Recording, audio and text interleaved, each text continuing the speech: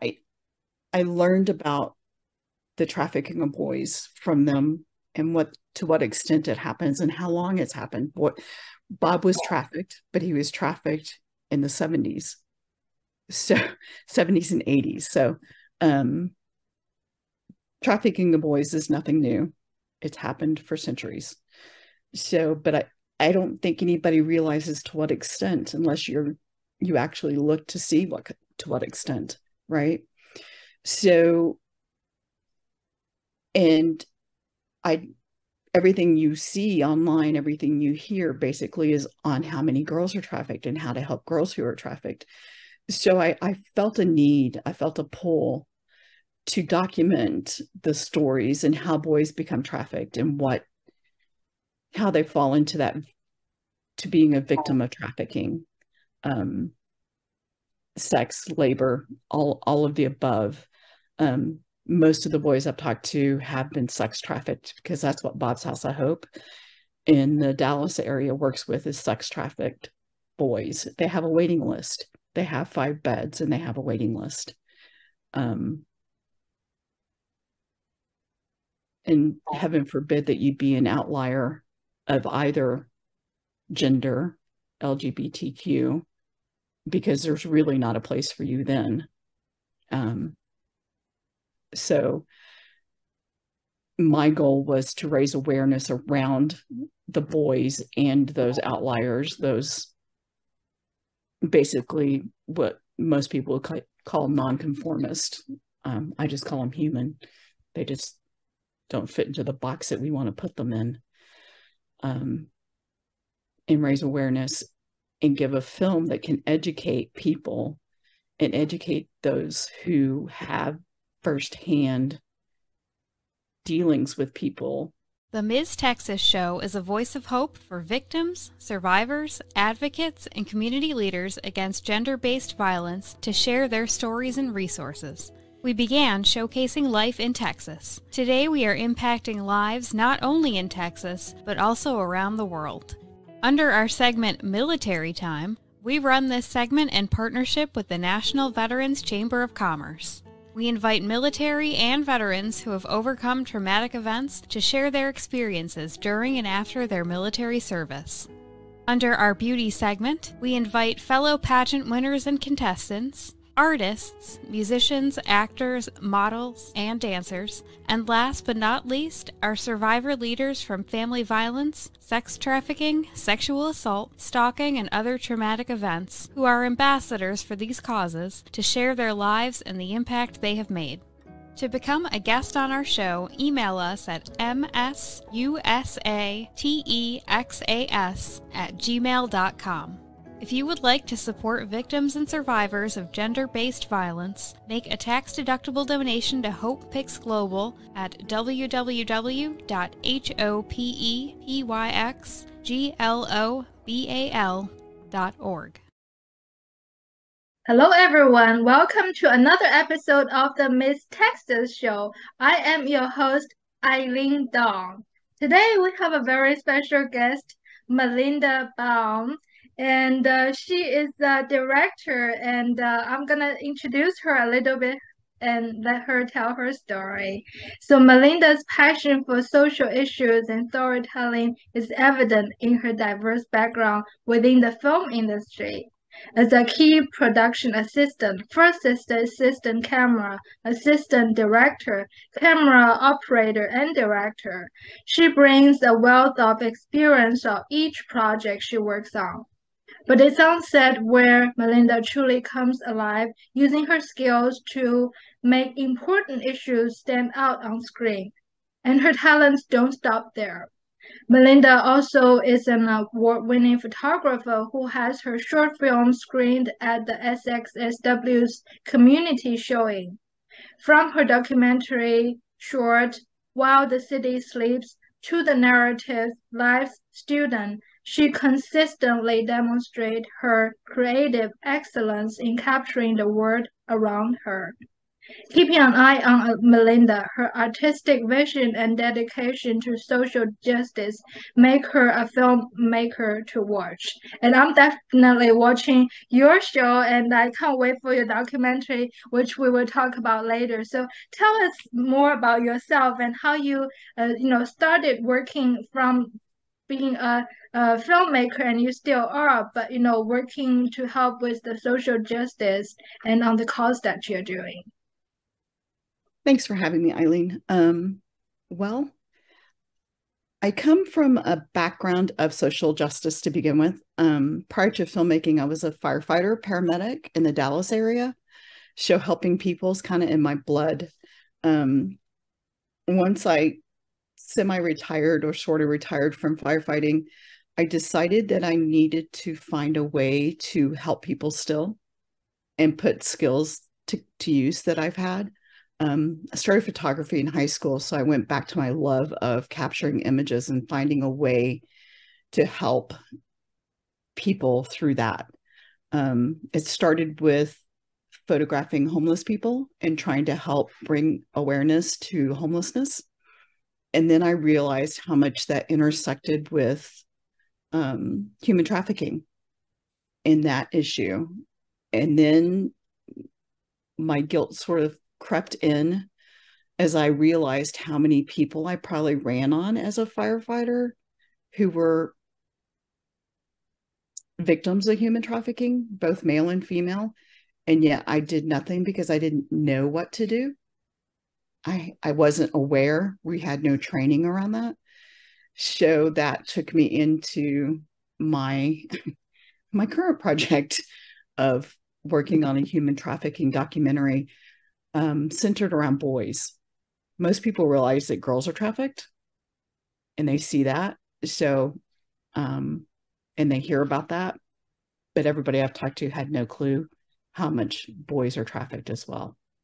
So that's where I've kind of glided into and settled into that for now to see how I can help in that arena.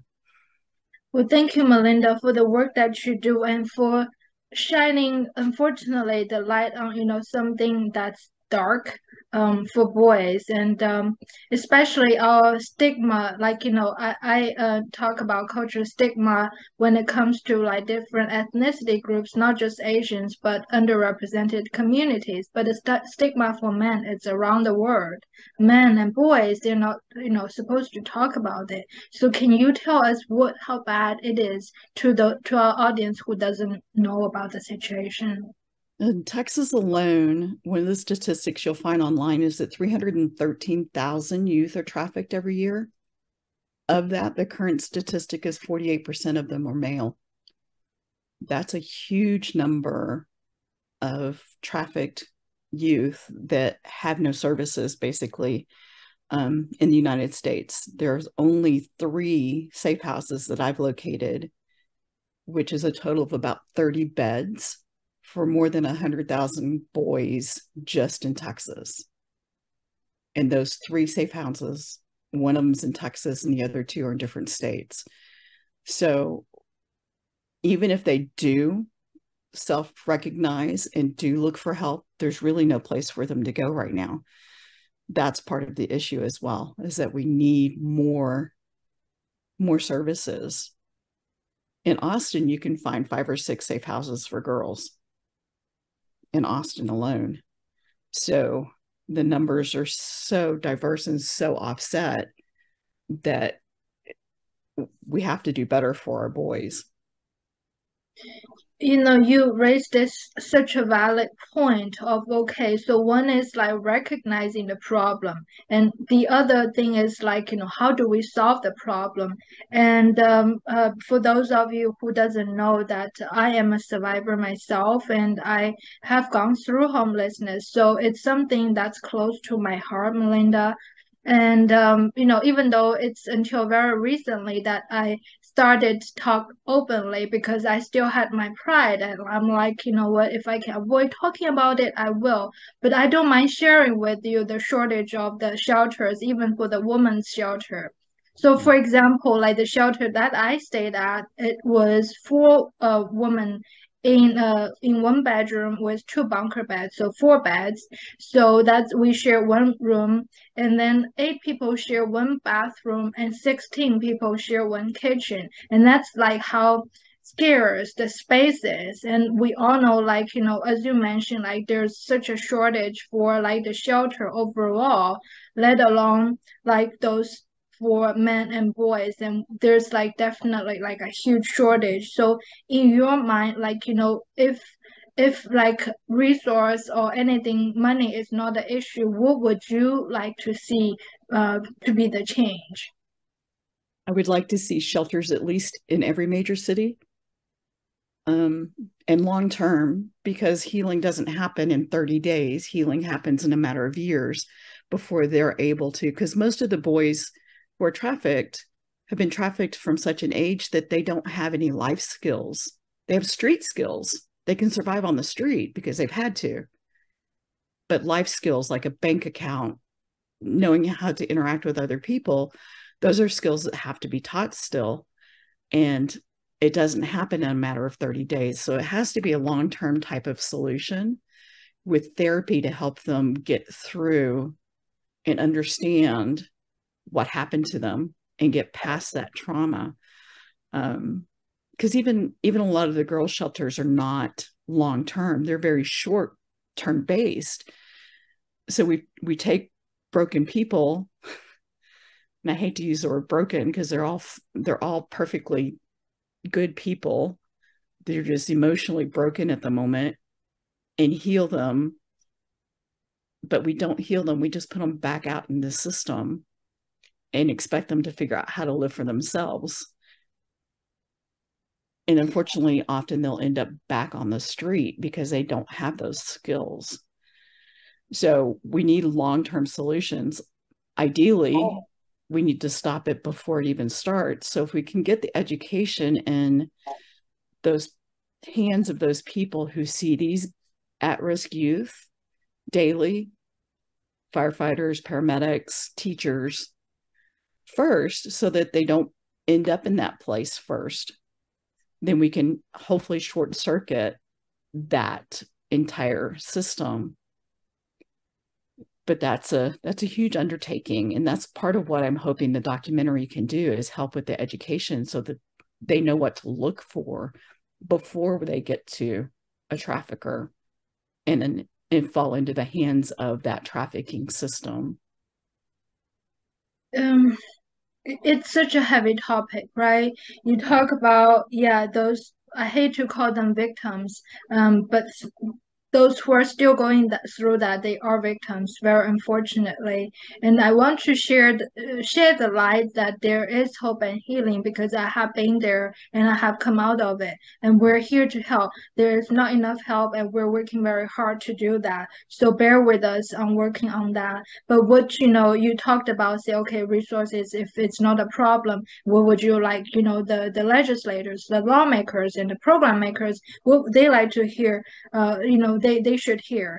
And you mentioned about the avoiding the re-traumatization, re-victimization of the victims in this case, right? So they go back on the street, and it's actually a real story that I was in Minnesota last year, and one of the survivors said, and she was also that was her, and sex trafficking survivor. So she got picked up on that street corner, and she was convicted until they found the perpetrator and the trafficker. So she was okay, and then they convicted the trafficker, and she was released. And guess what?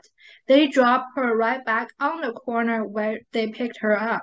Yep. And like you said about the life skills, what do you expect a 20-year-old, still they're young, right? Not teenager, but 20-year-old who has no work experience, who has no life experience. All they know is to resell themselves. So she started re-trafficking herself into that situation. So I think this, like, the whole system need like so much work that we need to do to like fill in those gaps, whether it is to have the shelters. And I love what you said about like the after services. Like you talked about, the shelter is like only for so long. I don't remember exactly the shelters I stayed at, but like you said, they only allow people to stay for a certain period of time. In those shelters, while you're at it, they do provide some services, say, mental health counseling and maybe some job skills training, etc., as far as referral is concerned. But what happens to those victims, or in this case survivors, afterwards? And there are some sort of like interim housing, but that's all. They don't really have the other wraparound service. So what I wanted to share of my vision is the nonprofit that I'm associated with, HopeX Global. Our vision is to build shelters with wraparound trauma recovery centers, as well as social enterprise to provide the jobs. Because once they're healed, and then money is it. I mean, we have to be practical. It's an issue that some people get into this trouble. So how do we provide them with the stability? So we provide them with the job training, but we provide them with the jobs, because some of them, especially when it comes to human trafficking, sex trafficking, they are convicted and they have a criminal record.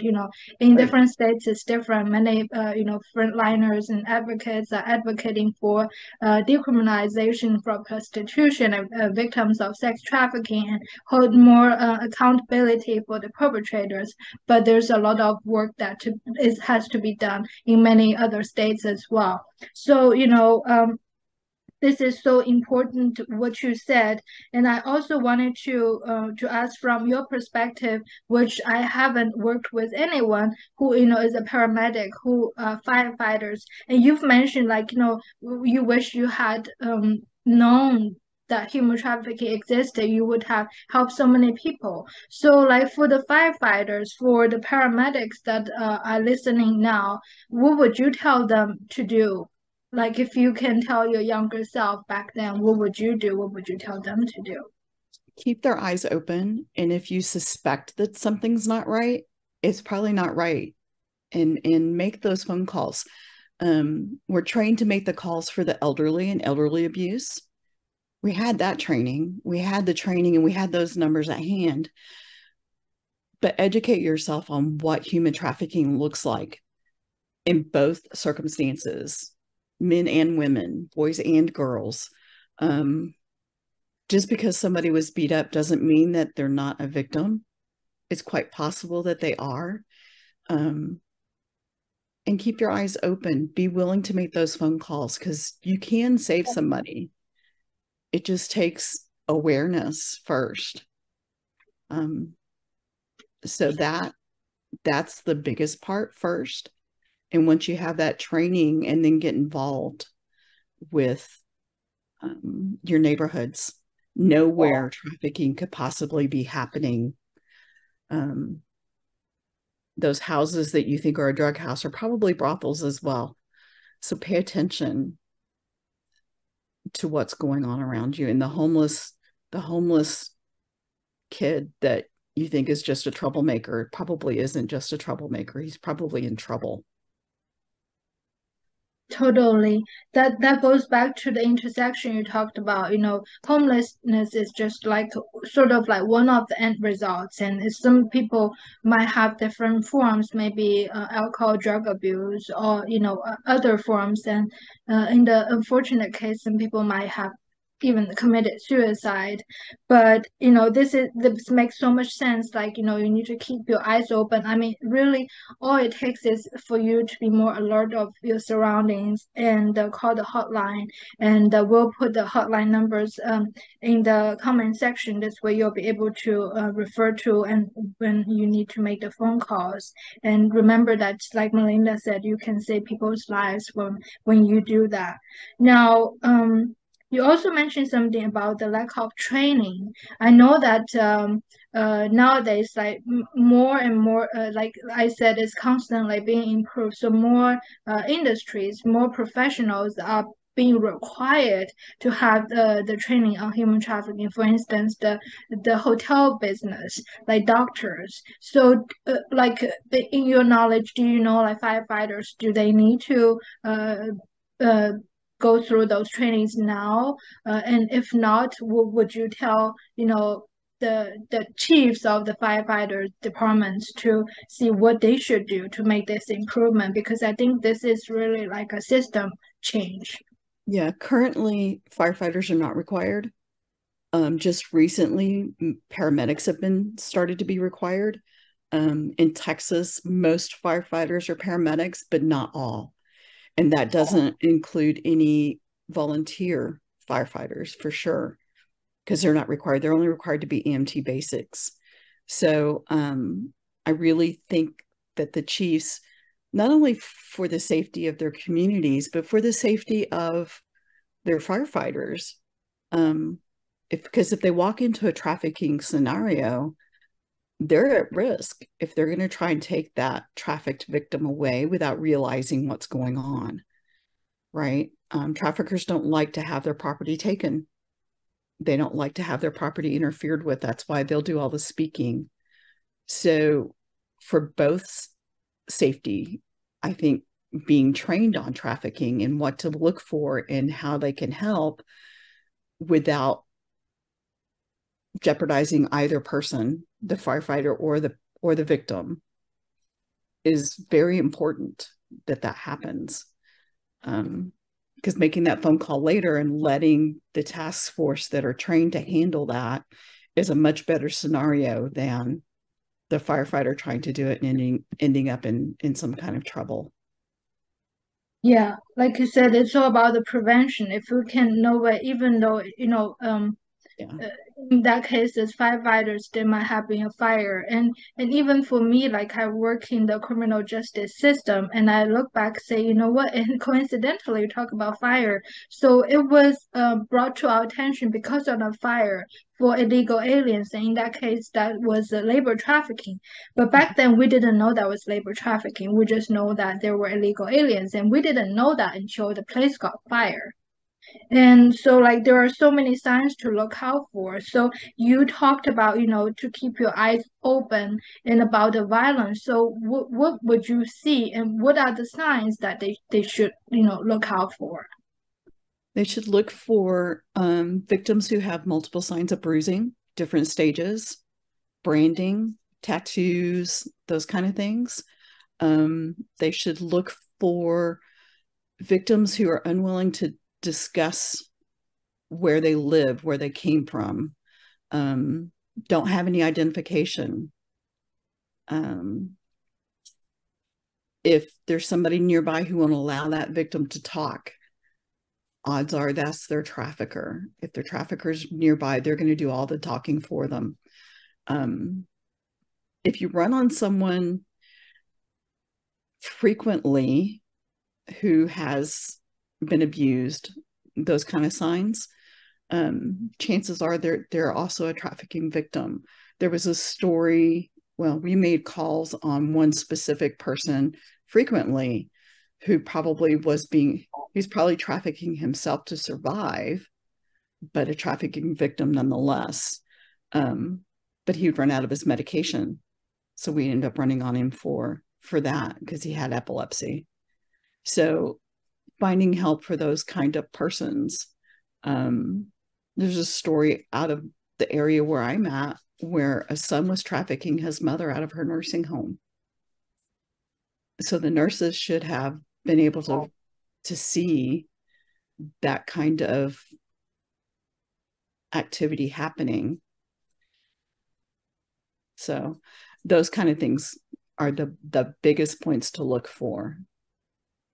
Yeah, you raised so many, like the red flags about that the victims possibly might encounter, like, physical signs of abuse, and the branding of tattooing, and that they don't have the freedom of talking, and whether they have their identification documentations withheld, and their behavior of being frightened by the traffickers.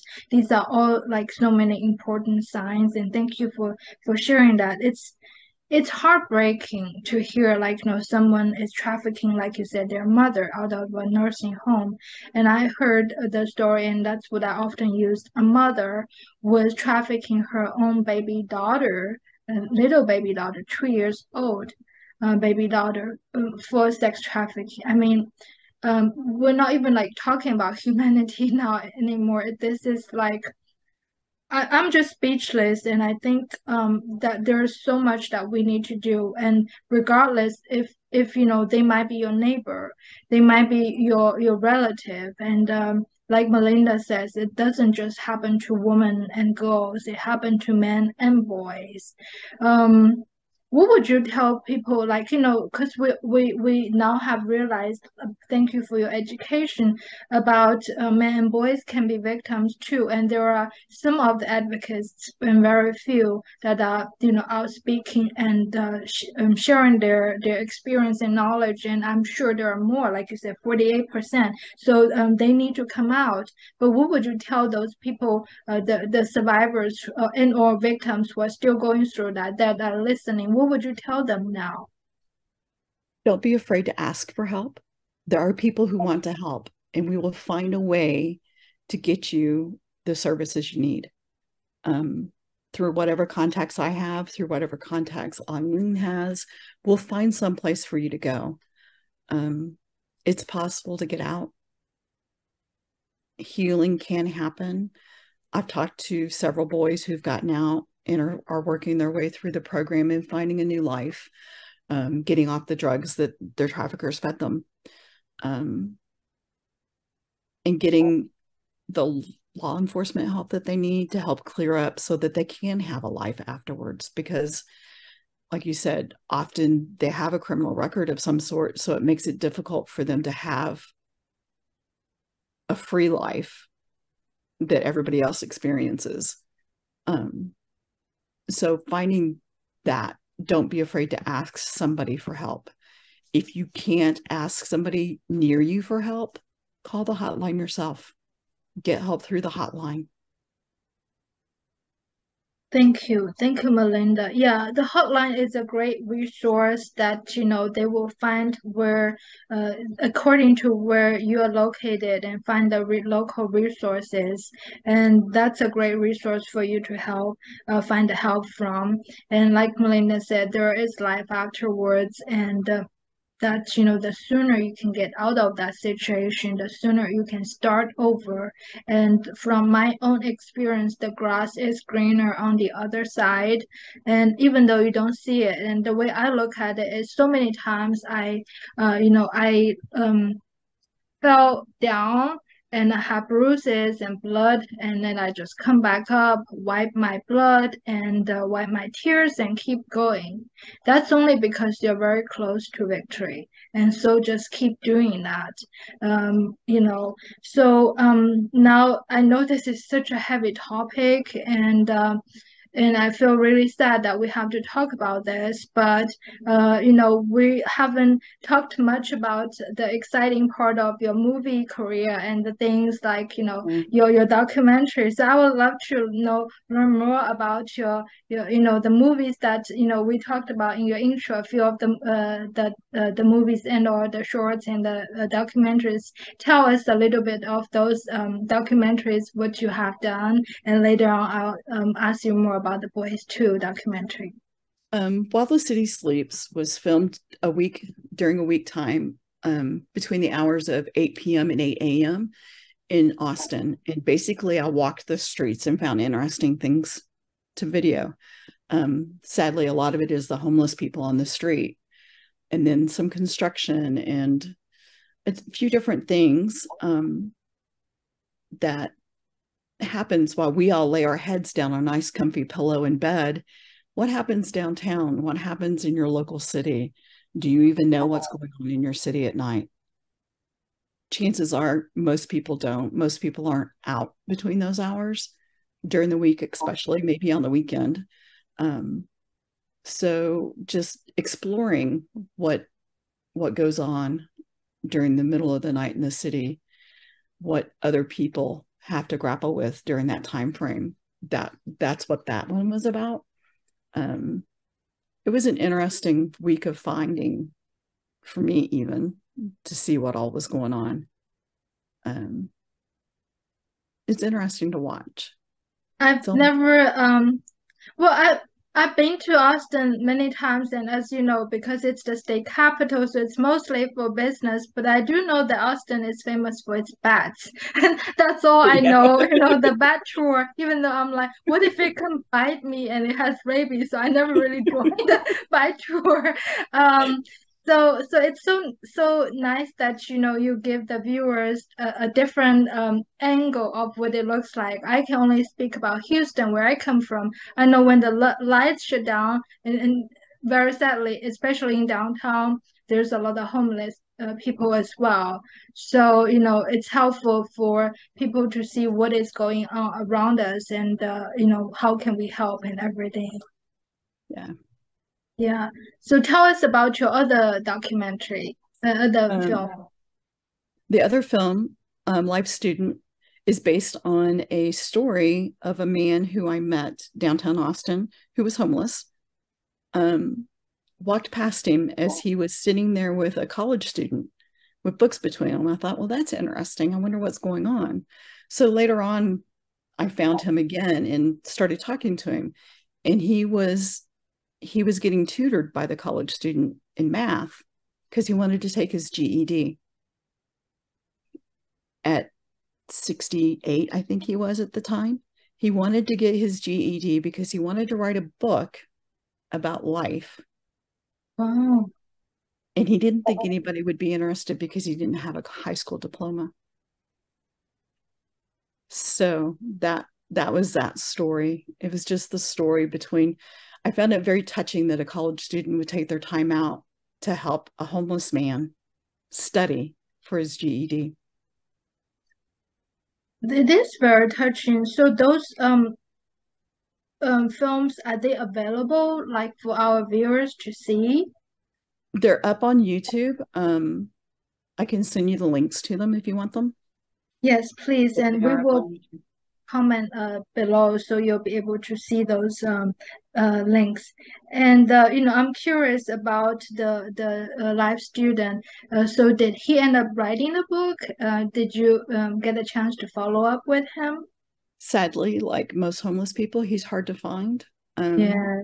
For a short while, he had a cell phone, but I haven't been able to locate him. And then with COVID, I don't even know if he's still around. But yeah, I'm working on a script for a feature based on the whole story too. Yeah. Yeah. Yeah.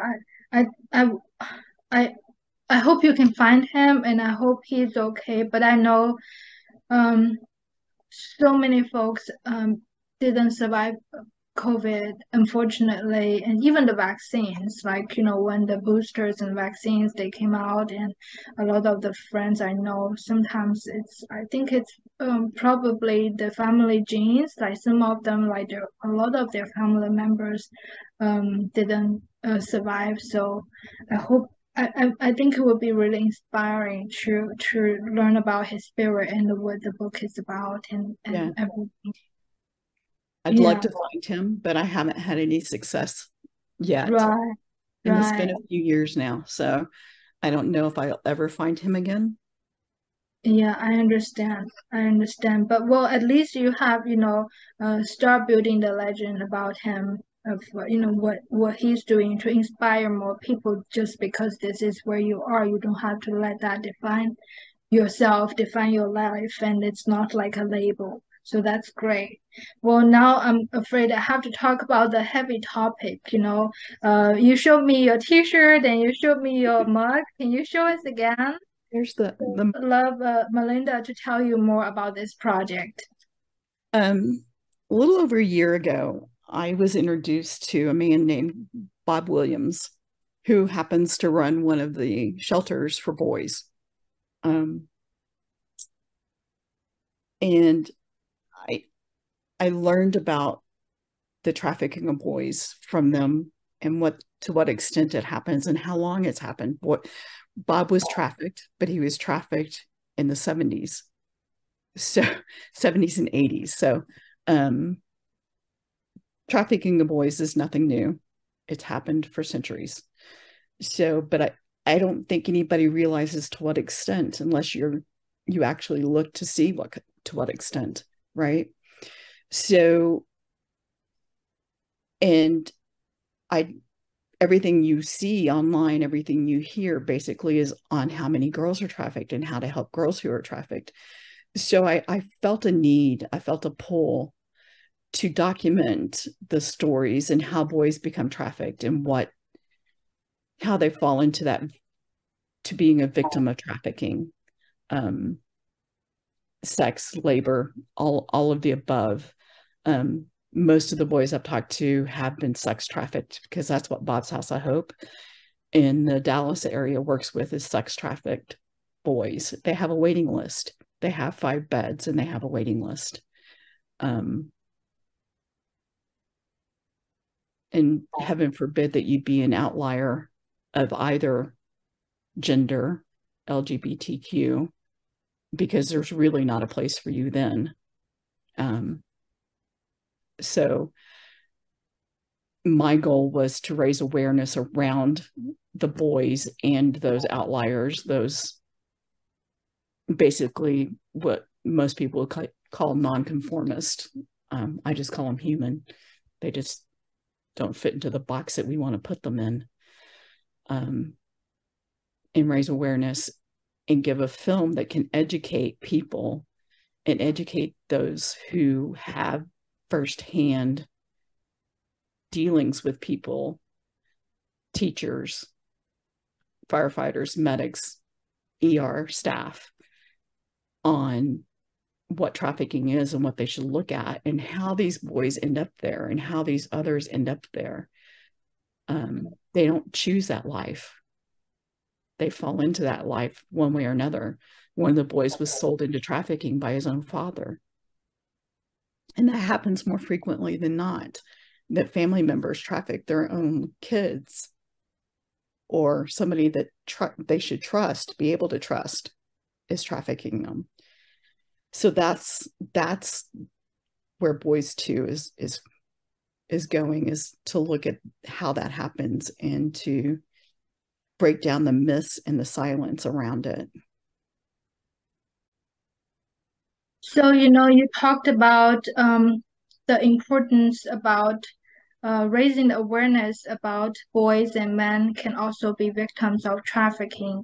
You talked about the shortage of homelessness shelters as well as the shortage of beds.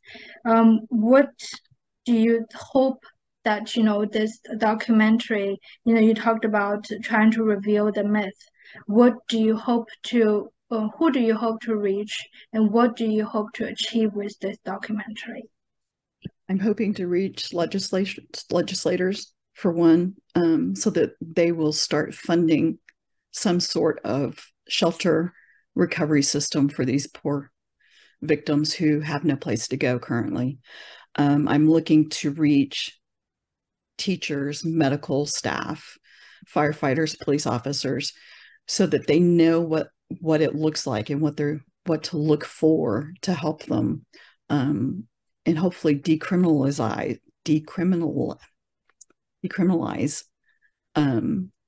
the boys and what they're forced to do to survive, be it trafficking, debt bondage, any of those different things that their trafficker forces them to do, theft, drug use, drug hauling, those kind of things that they're not doing because they want to, they're doing it because they have to. I'm hoping to reach neighborhoods and communities so that they can keep an eye out, because trafficking knows no boundaries. It doesn't care what neighborhood you live in. It doesn't care what social class you're in, what economic class you're in. It happens to everyone, and it is in every neighborhood. It's the only business where supply will always equal demand. If we can stop the demand for one, maybe the supply will stop.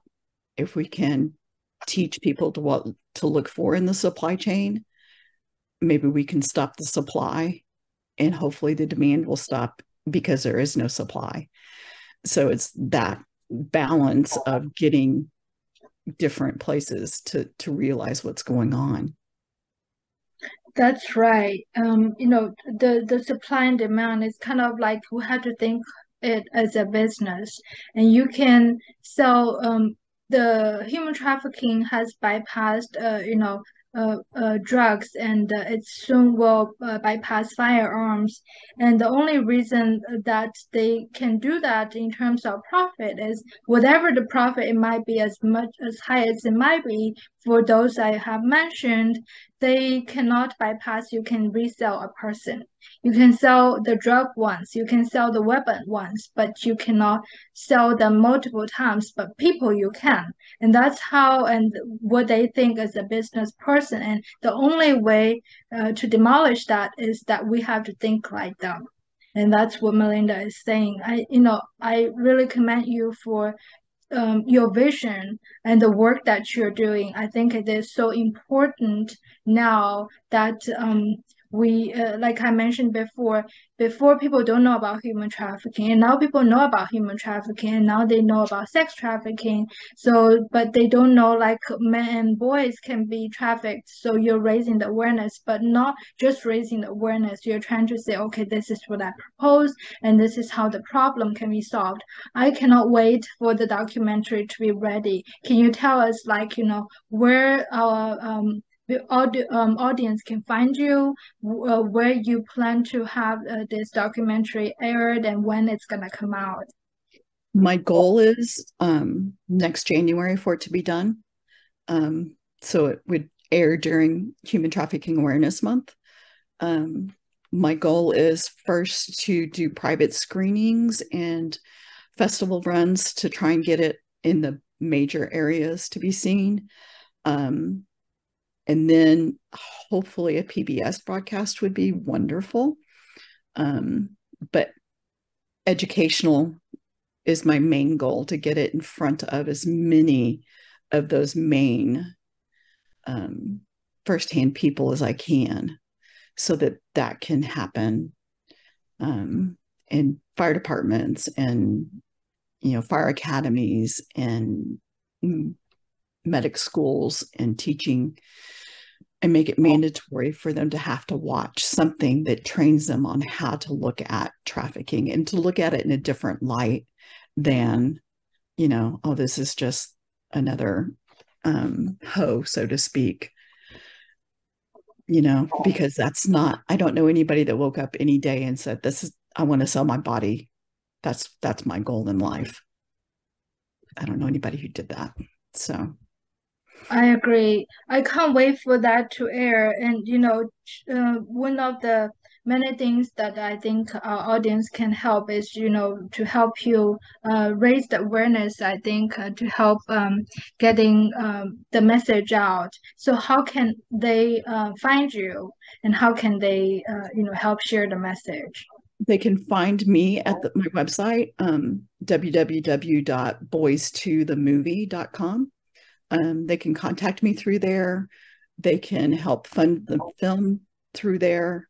And I will be posting any kind of screenings up on there as well. So in the comment section below, in addition to the hotline number and the links of Malinda's previous work, we're going to link Malinda's new documentary website down there. If you are in a position to help her fund this video documentary, so that we can make this happen. And from my side, for some of you might know that I chair the International Conference on Abuse on 2022. We're going to continue to do that. So if I can help in any capacity for the private screening, whether it's during our conference, after the conference, during the Human Trafficking Awareness Month, just let me know. I'm just around the corner. But before we let you go, is there any message or takeaways you would like to leave to our audience? Keep your eyes open, and every human has a right to be happy and live a full life. So keep your eyes open for trafficking. It could be next door to you, and you just don't realize it right now. Yes, That's the message. Keep your eyes open, and it can be next door to you. And we're gonna link the phone number, the hotline number in the comment section below. Make sure you put it in, save in your address book and put it on speed dial because it never hurts if you see something that's strange going on and call because you might save a life. And you are watching the Miss Texas show. We're the voice of hope for survivors as well as advocates against human trafficking, gender-based violence, and violent crimes. And if you see this show being helpful, make sure that you subscribe and share with your peers because if we can raise more awareness, then we can save more lives. But thank you so much, Malinda, for your time, for the work that you do. And we can't wait to see the documentary air. Thank you, Eileen. I can't wait. Appreciate it.